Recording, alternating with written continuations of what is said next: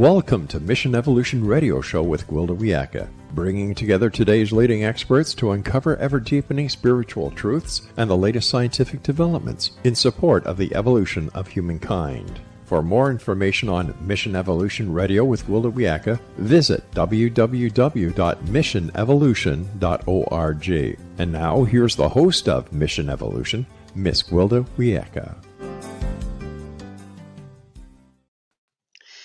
The pursuit of self-improvement often consumes substantial time and resources, yet the results are frequently uncertain.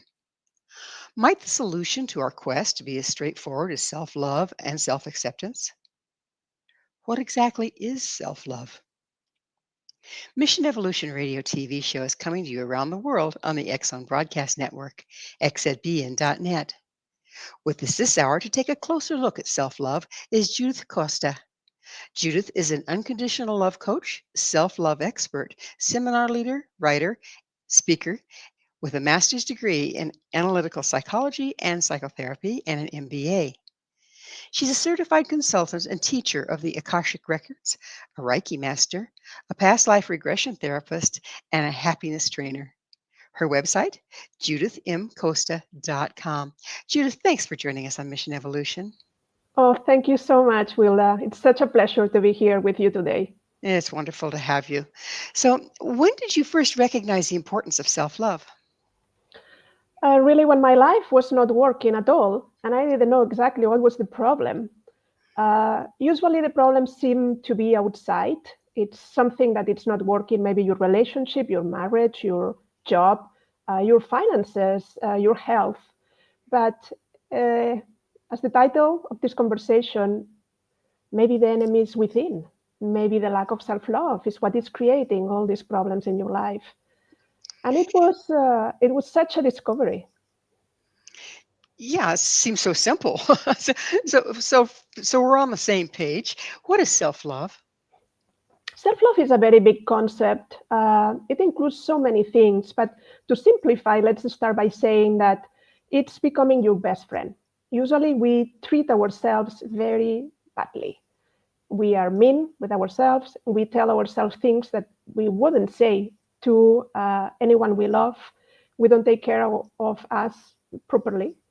We judge ourselves so hard. We criticize ourselves constantly. We put ourselves down.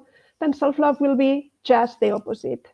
To choose those relationships, those situations in life, those behaviors, those thoughts that help us to become the best version of ourselves. But it's, as I was saying, it's a big concept because not everybody have the same issues regarding self-love. Some people have problems because they are so critical or they judge themselves, but others because just they cannot forgive themselves for their mistakes. Other people have forgotten that having pleasure in life and having pleasurable moments, joy, and do things that you like, it's very important. We have to schedule this in our agendas. And for others, it's just that they have forgotten how to express their voice and their needs. They have abandoned themselves in relationships maybe, or they just please others, but they have forgotten that they are as important as the rest of people they love. Then it's complicated to just define self-love in a sentence, unless we say, just treat yourself the best way you can, the same way you will treat someone that you really love. Don't do anything to sabotage your efforts and to complicate your life. It seems like we've, kind of been taught to don't be full of yourself, Yeah. Be modest, don't be full of yourself. And I think that might play in here. So what's the difference between self-love and self-absorption? Yeah, the problem with self-love is people that, for example, I had my husband, it's a person that is self-centered. It comes in his back. Then he understands this idea of I am important, I'm the center of the universe. But I tend to work with people that like to serve others, like to give love, like to maybe self-sacrifice. They understand that it's important for their education or for their personality, or because this is what they have received as a family pattern or from the religion where they have grown, that it's better to put others ahead ourselves. And this in the long term doesn't work. It's complicated because you really have to be there for yourself. You have to fill your own tank of love to really be there and hold the space for others. Then self-absorption will be, I'm just centering myself. I don't care about the rest. But self-love is what gives you the ability to be there for others fully, completely, be present, and help others. Because you have so much love, you are the source of love, and you can share it with others because you will always create more. It's totally yours.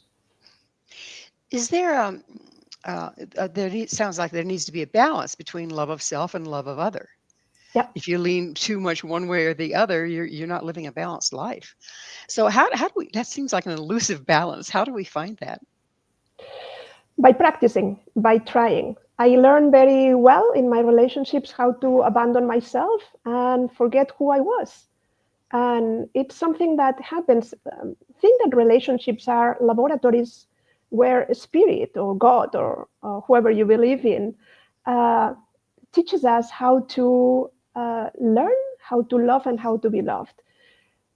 If you are alone in a mountain, isolated, your relationship with yourself maybe will be perfect. The problem is what happens when you enter in relationship with others. And that's the key. Then in order to balance this, you have to be aware that maybe you lack self-love and build this through self-appreciation, through training your brain, through forgiveness, through all these techniques that we can talk about that will help you improve your life. And the more love you have for yourself, the more love that you have to share with others. Usually what we do is the opposite. I give you all my love because I love you so much. And there is a moment where I don't have love. I don't have anything to give. Then from where I'm giving from a place of lack, and this creates resentment in the long term. It's for the most part, don't we try to find love from someone else? So we try to earn someone else's love to fill that spot Yeah, that should be self-love? yeah, that's exactly true. What happens is that we learn conditional love. As you said, my title is Unconditional Love Coach for this reason, because I help people to understand that love, true love, has to be unconditional. Love for no reason, love no matter what, love because I choose to love, not because I have a reason. But since we are kids, starting with our families and continue with the friendships and the relationships that we establish since we start dating, we tend to have the idea that there is someone that is going to awaken the love within myself. I don't have it unless someone will love me. I'm unlovable, is how many people in the world feel right now. And it's because we don't learn this idea of self-love in the school, not even in our families. Not so many people have conscious parents that can empower their kids and tell them, don't worry, you're okay the way you are, and I will love you no matter what. We receive many messages that if you don't behave this way, I'm not going to love you. Or if you are not a good girl, I'm not going to be there for you. I'm going to get angry with you. And we start changing our original nature just to be accepted, just to be really who other people want. We put a mask because we believe that who we are is not good enough. So the parenting techniques have changed over time. Yes. So it used to be spare the rod to spoil the child. And then when we decided that's, corporal punishment is not the way to go, then people started withholding approval and love to manipulate behavior. Do you think this is at the source of some of the lack of self-love people suffer from? It's much complicated. I cannot give you a short answer because I think that from 0 to 7, we don't have any filter, and any message that an authority figure tells us, even TV is considered an authority figure, we believe it's true. Then that's where the problem starts, that because we cannot filter and we believe that all of these messages of you have to be a good girl, you cannot show your emotions, boys don't cry, and all of this happens, then even if our parents use one of the techniques, the old one or the new one, uh, it's it depends on the kid. There are kids that no matter how much love you give them, it's like if they have a hole in the pocket, wherever you put there, because they have not built this love for themselves. They don't know that it's okay to be themselves. Nobody have told them that they have permission to love themselves. And they started trying to uh, change themselves to get the love they feel they need. And we all want love. We want to belong. This is a normal need we are all are born with. It's paramount. I mean, there's been studies done that when children are just taken care of, but there's no affection, they don't thrive. In fact, I think there was a who was it, King Henry, the something or other, did a test, and he had these children taken away from their parents and raised by caregivers, infants, that did nothing but take care of change their diaper and stick a bottle in their mouth, but didn't hold them, cuddle them, talk to them, coo. And they, 201, I guess, died. It was pretty horrific at the time. So Yep, isn't love something that's just there? Isn't it a matter of tapping into it? correct. It's totally true. Love is an energy and it's abundant and it's always there for you. Love will never abandon. You can always can tap into that. But what we tap is in the lack of love. We remember how we feel because of what happened. We live sometimes in the past. Oh, someone hurt me. But it's just that impossible. Someone can awaken or trigger some dynamic that is already within you. And when you are in this situation, you feel something, but it's an illusion really that someone can really hurt you because you are the one that can change your energy. You have more power than you imagine to really shift and come back to love, come back to the energy that you choose to have.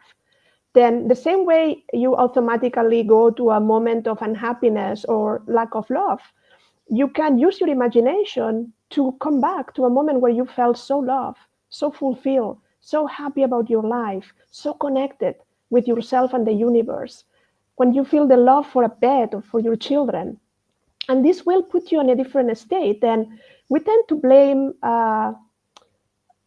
people for our problems in relationships, and we say, "Oh, my heart is broken," or "This happened to me. These people did that," or, but it's not like this. Like love is not the guilty one. Maybe relationships are not successful between humans because we are all learning here how to love and how to be loved. But love, as pure energy that it is, will never hurt you. And if it hurts, it's not love. If it hurts, it's an agenda that you've had that got broken. Yeah, or it's manipulation, or it's someone that it's not capable of love. There are people that don't know. They are at different. We are all at different stages. They don't know how to do this. Well, it's that magic moment, Judith. We're going to have to take a station break. Judith and I will return very shortly, so don't go away. This is Mission Evolution, www.missionevolution.org. Do you love yourself? Are you sure? With us this hour discussing self-love is Judith Costa. Her website, judithmcosta.com. Judith, can we even tell if we love ourselves? I mean, Yeah, we can because self-love brings vitality, health, well-being, brings abundance, brings better relationships. But we can see it when we stop loving ourselves. It's very clear what happens. We tend to sabotage our efforts to improve our lives. We don't want to feel what we are feeling. We tend to kind of disconnect from our feelings. We stop taking care of ourselves. We have behaviors like we don't sleep, or we have addictions, or we have problems of health. All of this takes an effort to recognize, but the center of the issue is not what you are seeing, is the lack of love for yourself. It's like we are planting seeds every day, and there is a moment where something grows. It might be a beautiful plant that blossoms, or it might be something that we don't like. noxious weed. Yes. We've all seen people that are very, well, it's a big buzzword right now, narcissistic, self-absorbed, strut around like they are the best thing and nobody else could possibly matter as much as they do. However, isn't this deceiving? Are those people that have a lot of self-love, or are those people that don't have self-love and try to compensate? I believe that they don't have self-love and they try to compensate. But let's separate, because narcissism is really a big problem. It's an illness. It's something. A narcissist doesn't have the capability to be in your shoes. Doesn't understand that it's hurting you. It's something different. But yeah, there are people that are self-centered or self-absorbed, and they don't need this dose. I don't tend to attract clients like this because they don't need me. They have clarity on how to do things. But again, the more you love yourself, the easy is for you to relate with people like this, because you will learn how to set up boundaries. We haven't mentioned this until this moment, but it's important to not to protect yourself, to set the limits in a relationship, what is acceptable for you and what is not acceptable. Then usually the people that don't have self-love combine very well with people that like to lead, like to kind of not manipulate in the bad sense, but manipulate in the sense like put the things together, decide, know exactly where the things are going to go. And the person that doesn't love, just follow until there is a moment where there is an imbalance. There is no equality in the relationship. Then the person that doesn't have self-love will have to see, okay, something is happening in here that, or I'm abandoning myself, or I don't have any idea how to set up boundaries. And maybe this is the moment to explain that there are certain things that maybe don't work for me in the relationship, especially if you value the relationship. Relationships can shift. They have dynamics, but the more you love yourself, maybe the more people that are near you are going to be like a little bit angry or unsatisfied, because maybe you behave in the past in a way that you are not going to continue doing. And this affects children, this affects partner, this affects colleagues at work, even your boss. So when you don't have self-love, yet you try to set a boundary, it doesn't go off real well, does it? Yeah, but again, we tend to make things very complicated in the sense that, oh, this idea of changing is so hard. And I think that it's harder to stay the way you are when your life is not working. Then, yeah, setting up boundaries when you don't love yourself, it's something that it's going to feel complicated because people tend to feel guilty. When I say no, then I feel that others are not going to accept me, or they're going to get angry with me.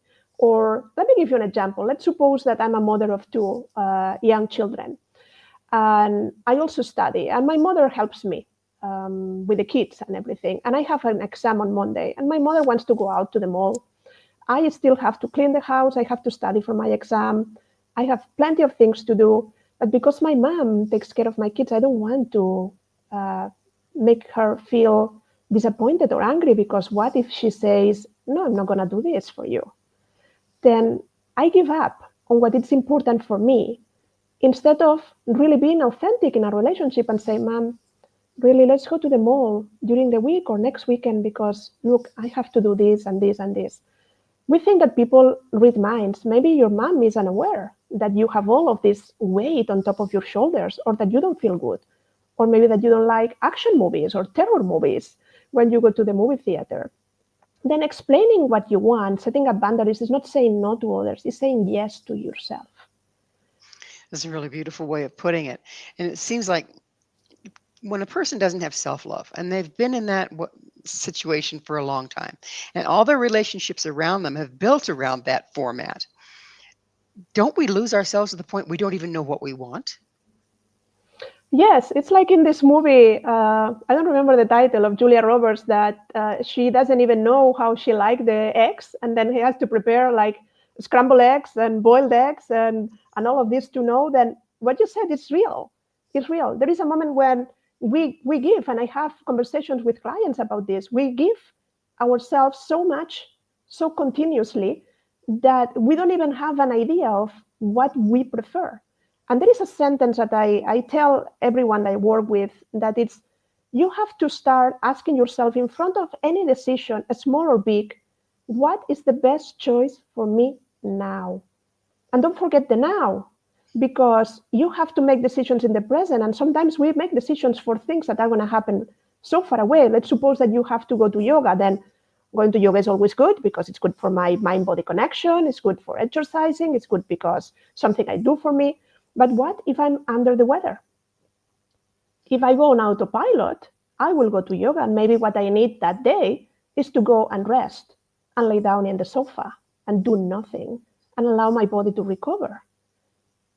Then when you have this practice, you create the space to stop for a second and at least give yourself the opportunity to think what is important for you. Let's talk about empathy a little bit, because some people are very empathetic. In fact, almost to the point of being reading people so deeply that they know what they want for the other person. And other people lack empathy. I mean, maybe they grew up as an only child and nobody ever gave them the idea that others exist. I don't know what causes it, but what role does empathy play in here? And how difficult is it for the person that's really an empath to separate what they need versus what someone else needs? An empath has to be trained. Being empathic is a gift, but some people don't understand it because they are just bombarded by continuously feeling what others feel. I teach people how to release what I call outside influences. We are not taught on releasing, letting go, forgiving. We tend to accumulate.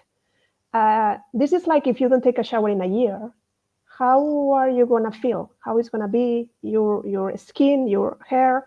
Then energetically, we don't take showers. We don't know how to do this. Nobody explained us. And it's very important to do it. Then an empath tends to, like a sponge, absorb everything that is happening around.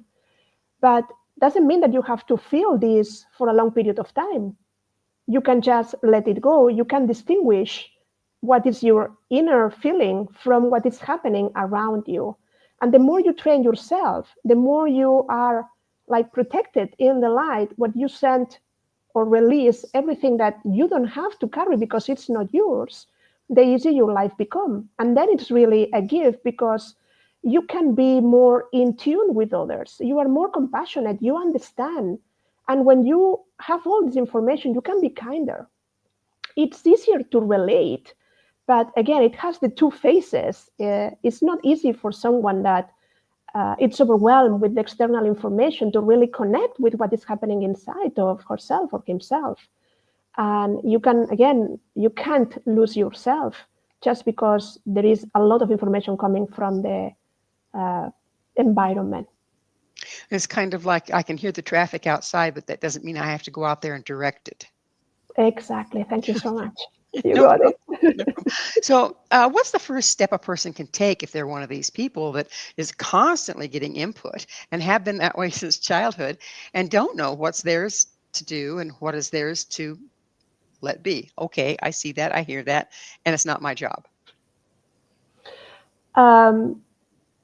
This prayer that I mentioned, or this combination of words, can be changed, whatever it is. But it will say something like, if what I'm experiencing is not mine, may God or source or the universe have a shield around me, and I release whatever it might be to him or to source, to whatever it is. Ask for help to the universe to send the energy that you don't have to carry, because for your soul growth, it's not necessary to really take care of the things that are from others. You may be talking with someone that has a headache, and because you suffer so much for this person, you get the migraine and you live with the migraine. But that's not how things get resolved. You can help this person to do it in a different way, or you go to a hospital or you go to a police station and you just feel the energy that is right there. Then in the moment you leave the premises of this place, use this, or just take the energy and do the same with Mother Earth. Please, Mother Earth, I'm going to send you everything that it's not mine, and please compost it, recycle it. then do it in whatever way, but do it, because it's a practice that we all need, not only empaths, we all need to know exactly what is ours and what we need to really take care of, and what is not ours, and we just let it go. So it sounds like you're working on the energetic level using your intent to sift through what's yours and what isn't. Am I accurate there? Yes, you are. Okay. So how much of this is really needs to be dealt with on the energetic level? A lot. Think that we are all energy. This looks like a body, but it's not a body. It's just molecules that are vibrating in a way that looks like a body. A table or a door, it's not a door.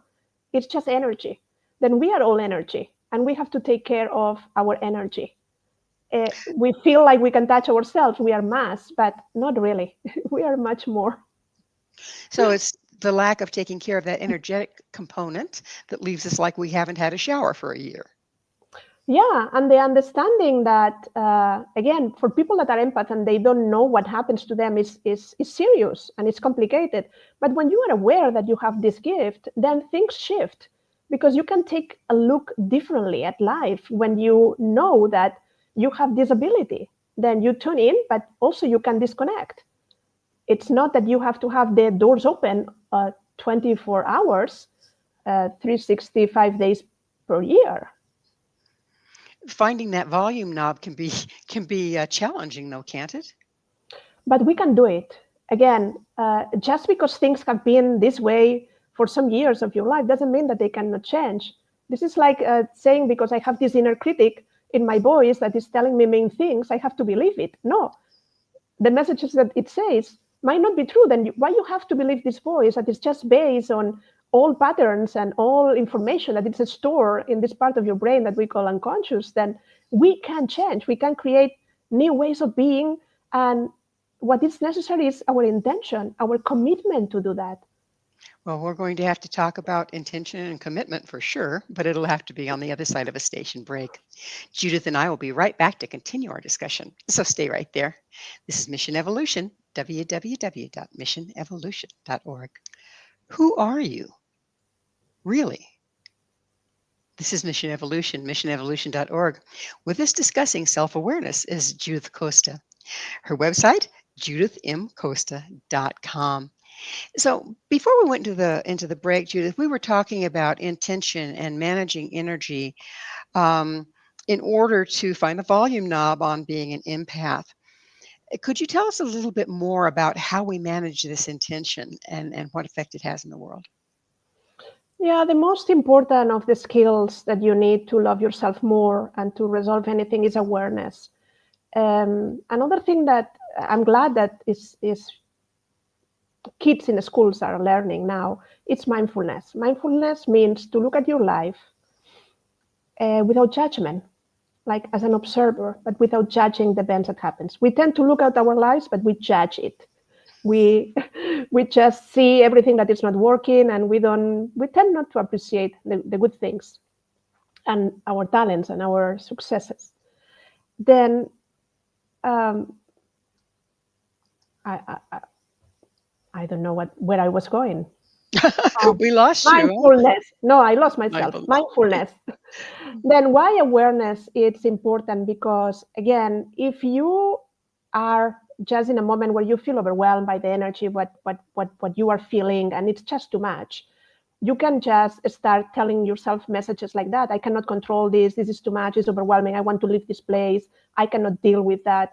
Then try to soothe you. Try to be kind and understanding with yourself, because the messages that you tell to yourself become reality. If I say this is overwhelming, this immediately is overwhelming. I'm started generating like neurochemicals in my body to feel overwhelmed. Then my mind confirms that, and this is just going up and up and up and up. Then when I say intention is that we can stop, we can pause with the power of mindfulness, we can zoom out, see what is happening, and make a choice. Like I was saying before with this sentence, no? What is the best decision for me now? Maybe I want to leave this room full of people because I don't feel good here. But maybe I can calm myself down, understand that I can just put like a boundary, energetic boundary, like even if it's in my imagination between who I am, and turn down the volume, and it will work. Because the way you see reality is the way your reality appears to you. But we tend to do the opposite. Like, oh, the reality, I don't like it, then I have to run away, I have to escape because reality has power over me. No, you have power to change your reality. Not like the reality of others, but yours, for sure. It sounds like the imagination can be quite a tool. In other words, you build in your Sure. imagination that which you want to experience. Yeah, it's exactly that. The power of visualization or imagination or the commitment with yourself to take things differently. Then you cannot turn off the volume totally, but you can turn it down. And maybe that will be enough for the moment. How many people that are really have their empathy turned on high um, is because they have PTSD. They've been in situations where they weren't safe, and so they have this skill and they use it to make sure they know exactly what's going on around them. But it's just become a way of operating. They don't even know they're doing it. Yeah, one of the things, and I'm going to start in a different place, and then I'll arrive what you are saying. One of the things that happens when we don't love ourselves is that we have a lot of self-doubt, lack of confidence. We don't feel worthy, and this is a big problem because what we do is we try to control life to feel safe. It's impossible to control life. You will never be successful. You have to learn how to flow with life and to know that you live in a friendly universe, even though it seems the opposite. But it is that you can be guided, you can be supported, you can be feel safe, even though you don't have everything figured out. Then what happens is we have certain mechanisms when we suffer, when we are traumatized, that kind of leave an imprint where we are going to remember this in order to avoid situations like this. When something is so big, then we tend to have it there constantly. But to tell you the truth, there is something that seems impossible, but we do, so that we get attached to be that person with this trauma.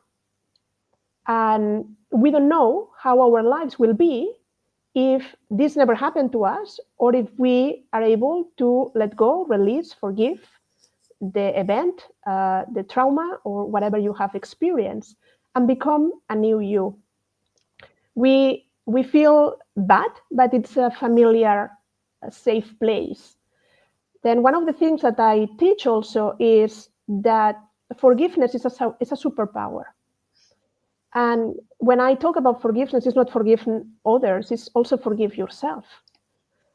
And why I say this, because when I work with people, I explain them that we have a wrong idea of what forgiveness means. We are taught that you have to forgive because others deserve your forgiveness, or because you are a good person and you need to forgive, or because the religion that you practice says that. But forgiveness is an act of self-love. It's a radical act of self-love. It's what sets you free, and it's what allows you to move forward with your life. Then when you are traumatized because an event happened to you, there must be many things, from rape to being in war. There are things that you need to let go. Because what happens is, like, you don't want, but you are living in the past, in a past that has you hostage. You are in a prison and you need to go out. Then again, your intention and your commitment can do a lot of good to you. It's not that it's easy, and I'm not going to minimize the problem. There are many people really dealing with this, and I understand it's complicated. We are generalizing here and giving a little bit of ideas for everyone, but this is it. There is a wonderful prayer that I use when I work within the Akashic Records, that it's, if there is anyone or anything that has hurt you in the past, knowingly or unknowingly, I forgive and release it. If there is anyone or anything that I have hurt in the past, knowingly or unknowingly, I forgive and release it. If I have hurt myself in the past, knowingly or unknowingly, I forgive and release it. When you say these words with all your intention with everything that you have, all your energy right there, things happen. So you're using the power of intention combined with the power of the spoken word. Beautiful. So And the what? power and the Go ahead. power of the divine or the universe, that is who is doing the releasing at the end. We can only forgive what we give out. The problem is that we tend to get attached to these things that are creating suffering within us. But it's not really us, the ones we do that. What we have to do is, I just don't want to continue being connected to this. I just give it. And then this energy can be recycled. So what part does guilt play in this? Because I kind of see in where if you have done something that you feel bad about, it's pretty easy to make it about the other person, blame them, and hold a grudge, when indeed it's your own guilty conscience that's driving the whole machinery. Yeah, the funny thing about this is, like, people that are not able to forgive someone else, they continue suffering. Maybe the other person is unaware of the suffering that they provoke, or maybe have moved on, and we are still stuck in that moment in time. Then I don't think there is anything so big that cannot be forgiven. And we have examples of mothers that have visited the killer of their children, Mm. and have been there and established a relationship. Then if this woman is able to do that, why we cannot do the same? That would be the toughest thing, I think, right there. I don't Yeah. know. I might not be that big of a person, Judith. Again, we can try. Everything is a practice, but you said something very important. We tend to see that everybody is guilty of something. No, it's the politics, it's the way of the world, it's my boss, it's my partner, it's my. Then what is the connection of everything that is happening in your life? You're always present in there. Then maybe you have something to say about that. And this is not about looking at your life and feeling guilty of everything that you have done or how you have blamed others. The important is that your life starts with every breath you take. Right here, right now, this is a new life for me, just because I have chosen that this is what is going to happen. Then we have the power to release for this. We have the power to start over, to move forward, then learn from what had happened and continue living, because this is a precious gift. You have a life. You are still here. When a person decides to make these changes, and they decide to have it be a new life, our intent is a very strong thing. Does the things that stand between us and what we intend suddenly start to come up in our face to be cleared?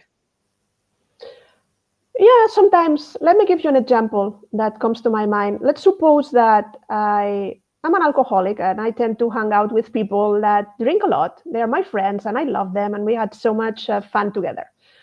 And suddenly I decide that I'm not going to drink anymore. I become sober and I'm still hanging out with the same people. But things are not working very well because I'm not having fun. They are so drunk and I'm not. Then some of the things that they do, I don't really enjoy.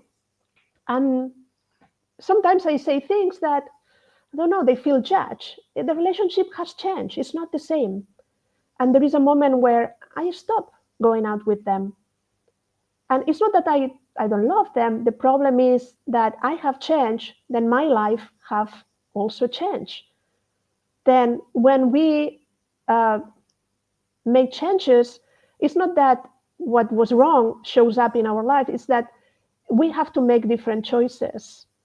And this may include abandon relationships, abandon jobs, transform our lives, putting ourselves first, and doing things that we have been avoiding or we have never have done for ourselves. And the more you love yourself, I have to say that maybe people around you don't feel so happy. And you will know that this is happening. They will express it. And it's because you have changed the rules of the game. And you will have to explain what is happening and why are you doing this to those you love. But simply saying to your child, like, you are 16 and now you are going to make your own breakfast, it's enough. You don't have to really say, but I love you the same way and I'm going to continue doing other things for you, and so on and so on. Then, yeah, maybe the guilt of your transformation may show up, but you understand that this is an emotion. And if you get it and know, okay, it's coming here again, let me look at it and what it's trying to say, then guilt will leave you. It's just coming to say, are you sure you want to do this? And when you continue with your commitment and in your path to loving yourself a little bit more every day, things happen and your life gets much better. It affects every area. It sounds like the great sorting begins as well. It's about time for us to take another station break.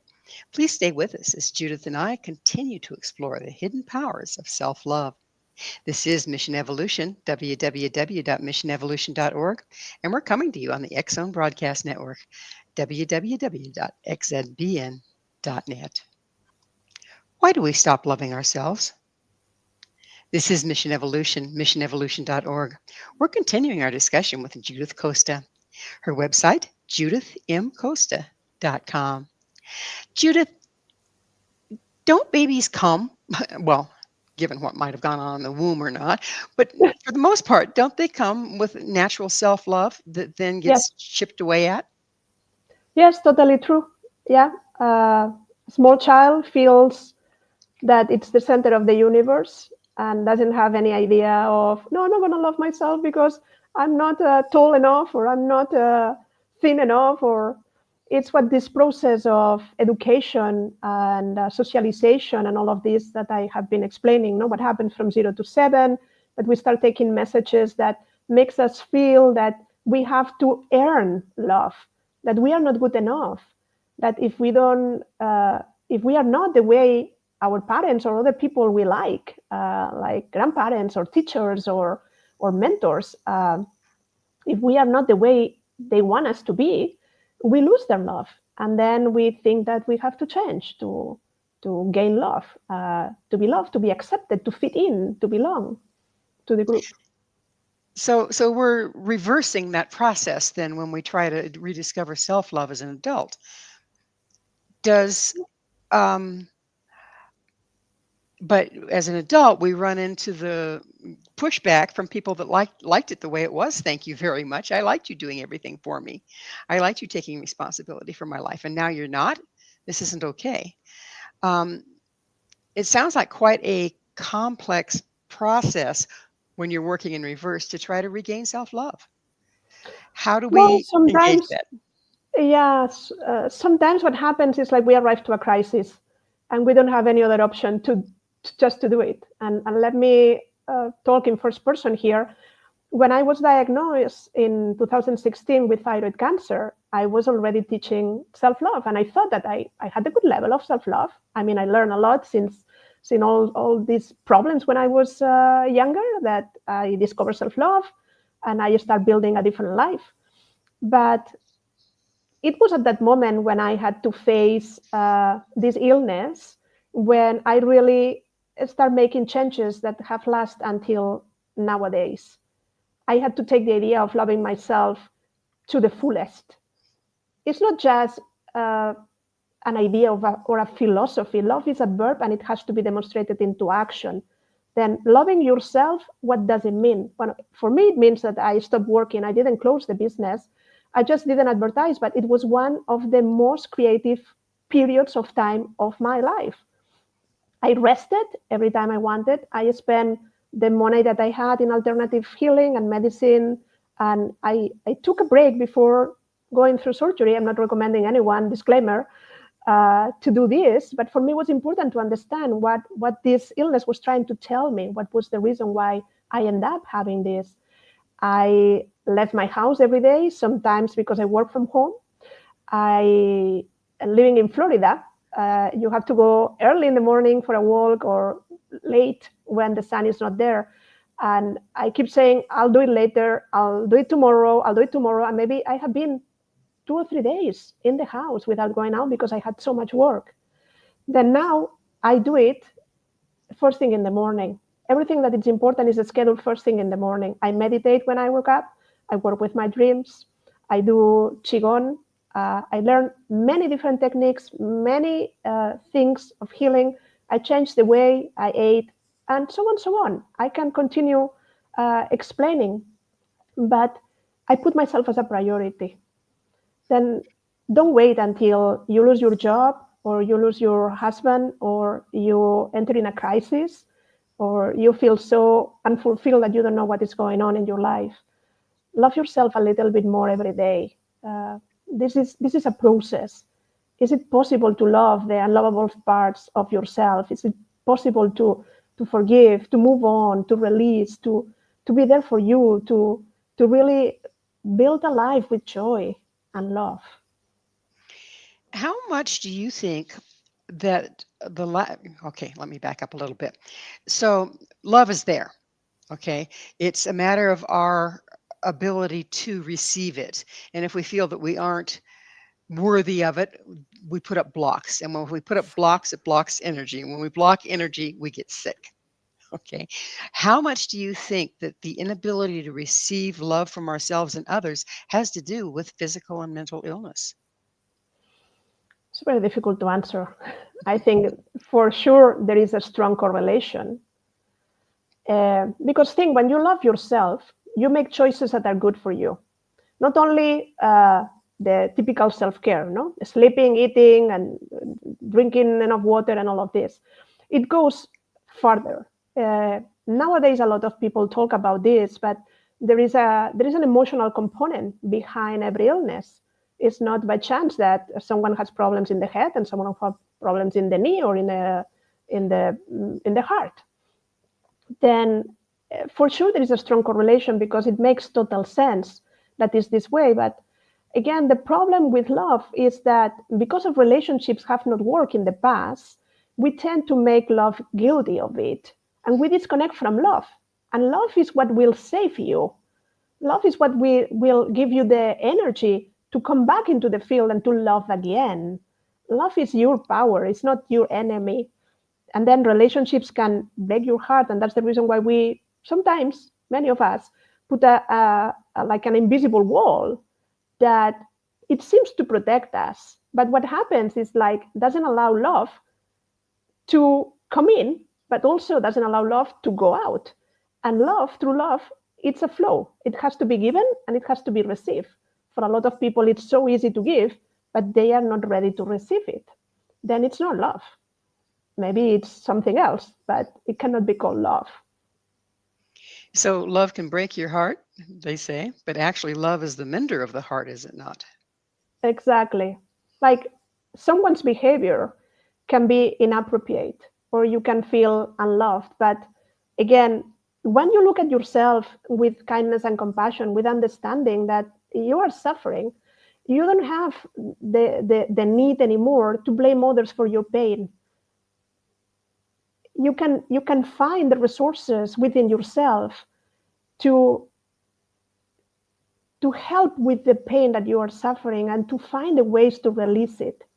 The problem is that we tend to feel that it's easier to make someone like the guilty one, and then I don't have to change. I don't have to take responsibility for my life because it's your fault. It's your fault, not mine.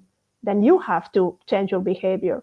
And I remember when I was young, I married young, and it was totally unfair. But I put all the stress on top of my husband for him to make me happy.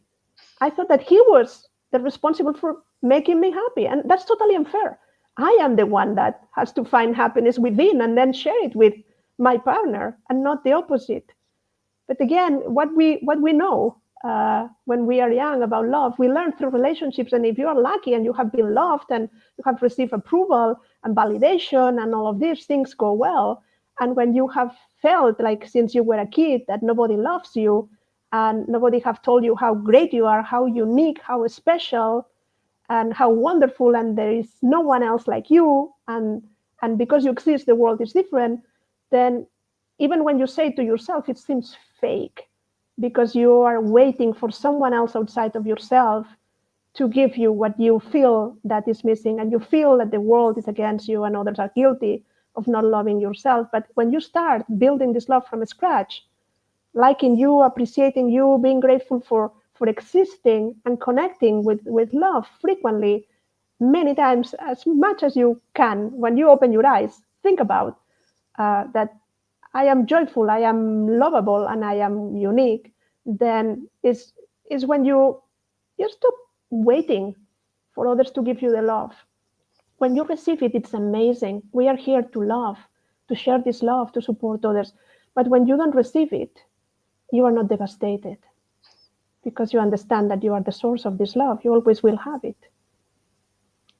So being able to open to the flow versus try to get it out of somebody else or dump it on somebody else. Let's talk a little bit about unconditional love. What is that? Is love for no reason. Love without conditions is like the PhD of love. And this comes from the understanding that you can love someone in spite of who the other person is. It's not that if you look at society, people will say, "Oh, we are married. I love you so much," and then we get divorced, and I don't love you anymore. That's not true. I mean, first, love is an energy, never disappears, but you can still love someone. Not that you want to continue in the relationship, but you can continue loving the person that you once loved or wanted the best for him or her. Then love is not a relationship. Love is a beautiful energy that you can send others. And this is a very strange concept for many people. What do you mean? Like you can love someone? Yeah, you can end a relationship or a friendship or a partnership. It doesn't mean that you have to hate the other person. Then it's up to you. So it's a matter of, we try to justify, well, if I love you, therefore I have to be with you. And if I can't be with you anymore, I can't love you anymore. Yeah. But it sounds like what we're doing here is discerning proximity. Okay, so I love this person, but we aren't doing each other any favors. So distance, not being in a relationship, might be the way to go. Yeah, but you can still send love and light to this person if you want. I mean, after being 25 years married with someone, something important may have happened in the relationship that justifies to continue being connected to this person. Then again, we don't need the other person to change. Love is a choice. It's a choice that we make every morning when we open our eyes. It's the same as happiness. We think that we can only be happy when everything around us works perfectly, and it's not true. You have to learn how to be joyful in spite of the circumstances because you choose joy. You choose to live in this state of being. And love is a state of being. It's not an emotion. It's not a passing feeling. Well, Judith, it's that time in the program. In fact, we're just about out of time in the program. So I get to ask you, what's your mission? To spread love in the world. And do you do that not just through yourself, but by educating others? Yeah, through everything I do, in every session, in every class, in every workshop. Sometimes I go like walking in the street and do that. You can send love telepathically. Let's say you don't have to say to everybody, or just give a smile, be kind, open the door to someone, help, say a nice word, be compassionate. Then you want a more loving world? Start being loving. Boy, that is the key. Judith, thank you so much for coming on the show and sharing your love and your wisdom. Thank you so much for having me. It has It's my been pleasure. an honor. Our guest this hour has been Judith Costa. Judith, an unconditional love coach, has a master's degree in analytical psychology and psychotherapy and an MBA. To find out more about Judith and all she has to offer, visit her website, judithmcosta.com. This has been Mission Evolution with Gwilda Wiyaka. For more information or to enjoy past archived episodes, you can always visit our website, www.missionevolution.org. But please be sure to join me right here next time. This mission will continue, bringing information, resources, and support to an evolving world.